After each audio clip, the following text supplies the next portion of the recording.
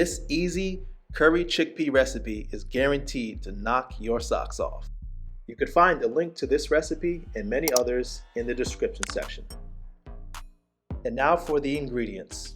We're using 2 large potatoes, 4 small carrots diced, and 1 chopped onion, and 4 cloves of crushed garlic, 2 cans of chickpeas, and 1 can of low-fat, unsweetened coconut milk. And now for the spices.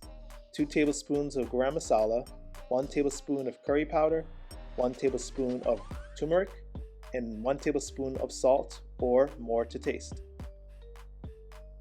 And for our final step, throw it all in a pot along with about 1.5 cups of water, stirring and mixing it up and cooking for about 30 minutes.